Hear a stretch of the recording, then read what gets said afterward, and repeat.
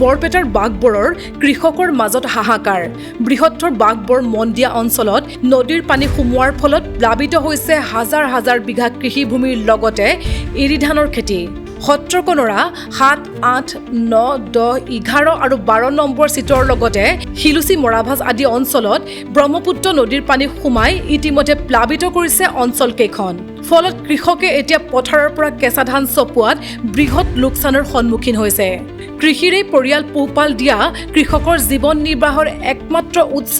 এতিয়া পানীৰ তলত দেখি চিন্তিত হৈ পৰিছে সেয়ে এতিয়া কৃষকসকলে চৰকাৰ তথা কৃষি বিভাগক সহায় কৰিবলৈ অনুৰোধ জনাইছে অসুবিধা মানে বহুত পাইছো কালি খেতিটো আমাৰ মানে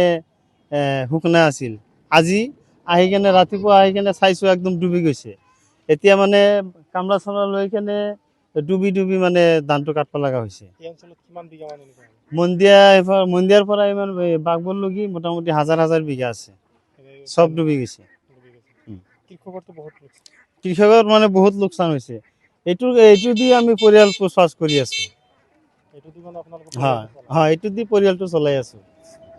এতিয়া যদি এবছৰ ধান কাটিব নোৱাৰিলে কেনেকুৱা অসুবিধা পাব অসুবিধা মানে বহুত পাম এতিয়া মানে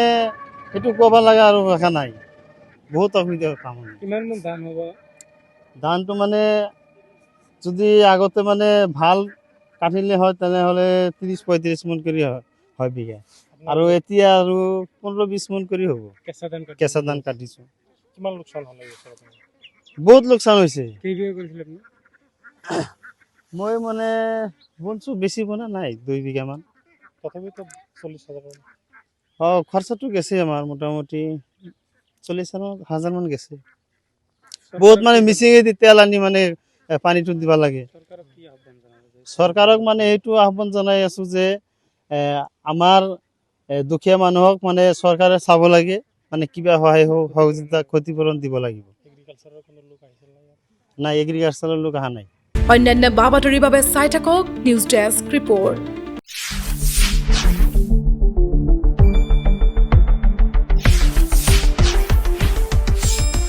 শুদ্ধ আৰু বিস্তৃত বাতৰিৰ বাবে চাই থাকক নিউজ ডেস্ক ৰিপৰ্ট।